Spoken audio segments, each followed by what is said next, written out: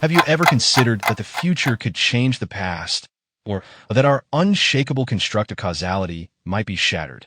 Today, we're going to talk about a startling experiment that challenges standard physics and points to a breaking point in time. According to the results of this recently conducted experiment, published in a respected scientific journal, the future may indeed be determining the past. The future influencing the past could utterly demolish our understanding of causality, something we've been taught, and even our intuition accepts as natural. Thinking that the last domino might fall before the first one is even touched, or that we could die before we're born, seems contrary to common sense.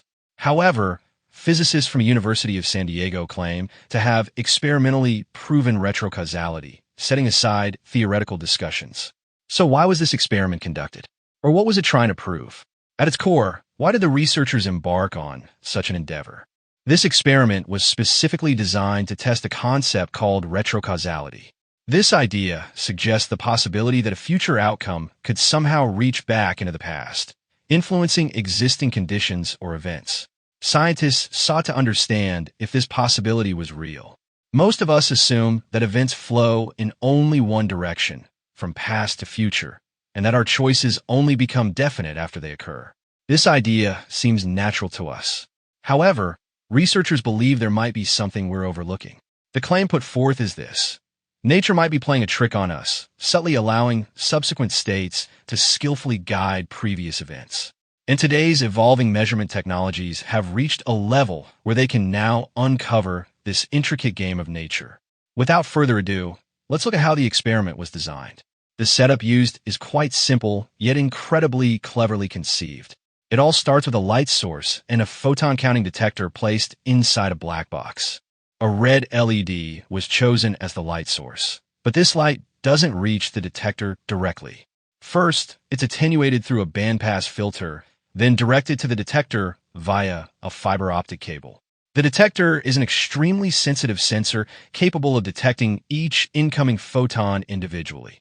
Its technical name is a single photon counting module. The essence of it is this: at specific times, this LED is turned on and the emitted photons are counted.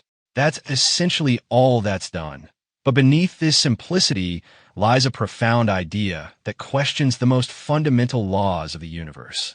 The heart of the experiment lies in how the durations for which the light is turned on and off are determined. The light stays on for a certain period, then turns off. But what's truly interesting is this: when the light turns on, the decision about how long it will stay on has not yet been made. This decision is made a few seconds after the light is turned on, in a completely random manner. And the system that provides this randomness is also quite interesting. An analog random number generator, operating completely independently of a computer, is used. This device detects light flashes within a special liquid, converts them into electrical signals, and uses these signals to determine how long the light will remain on. Researchers chose such a system for an important reason: to obtain truly clean randomness, independent of external influences. Because random numbers generated by computers are not truly random. They are considered pseudo-random, as they are generated by mathematical algorithms and can contain repeating patterns over a long enough period. However, the system used in this experiment relies directly on physical events, namely, actual light flashes within the liquid. These flashes are detected by a photomultiplier tube, converted into electrical signals, and the decision is made based on these signals. Thanks to this method, the influence of any software-based algorithm is eliminated. Thus, predetermined patterns, information leaks, or external interferences that could affect the experiment's outcome are completely removed.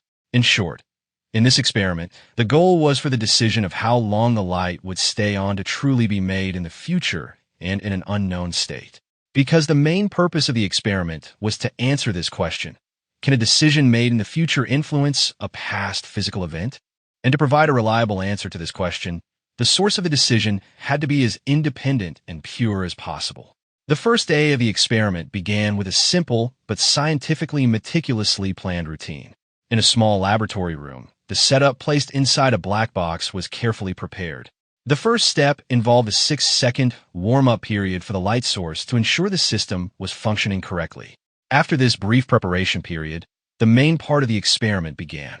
The light source was activated, and the detector began counting photons from the light source during 3 separate observation windows, each lasting 11 seconds.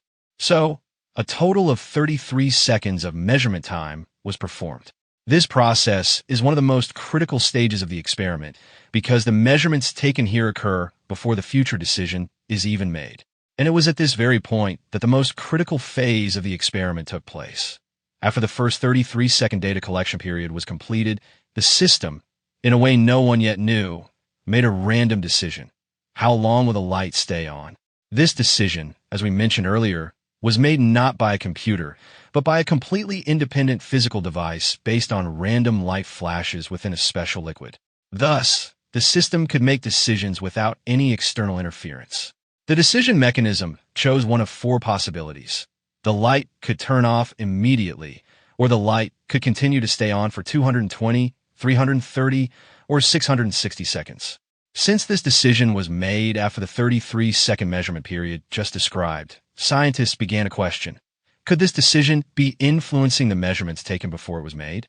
At the end of the chosen duration, the system turns off the light, and then a 180-second waiting period begins. After this period, everything resets and the same cycle repeats. This process, which we have described so far, continued uninterrupted for a full 365 days. As a result, the system performed approximately 58,000 separate experimental runs. So, is this much data scientifically sufficient?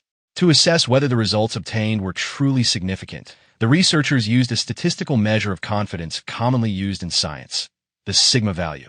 Generally, a 3 sigma level is considered a strong finding.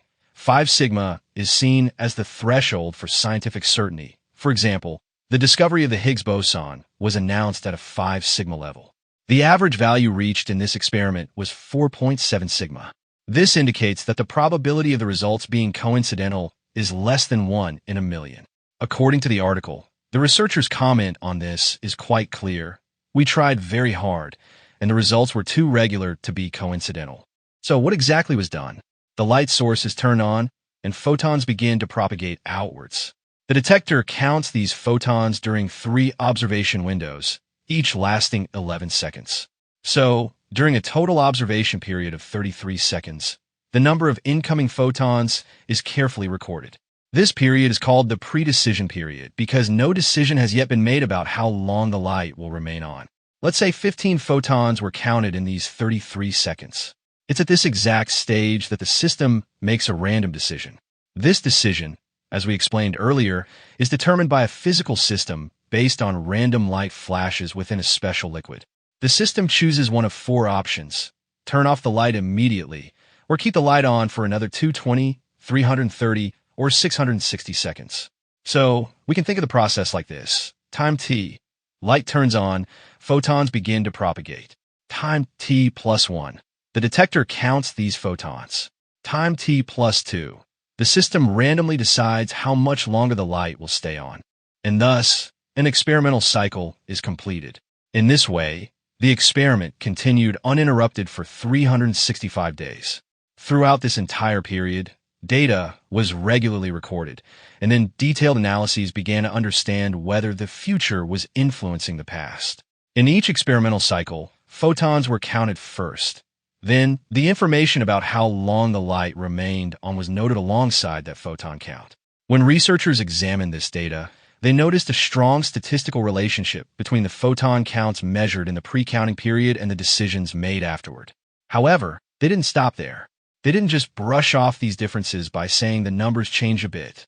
Instead, they found a clear formula explaining how these changes related to which decisions and to what extent.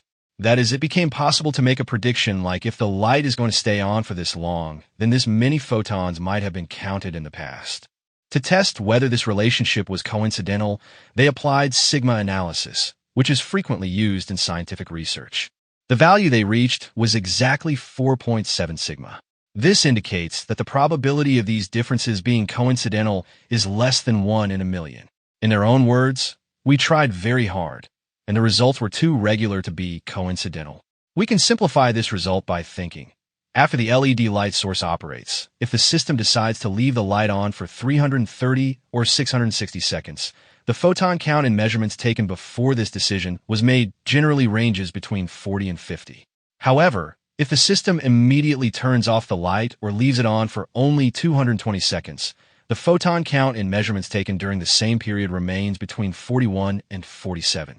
Moreover, this regular difference repeated unchanged throughout all 58,000 experiments. But doesn't end there.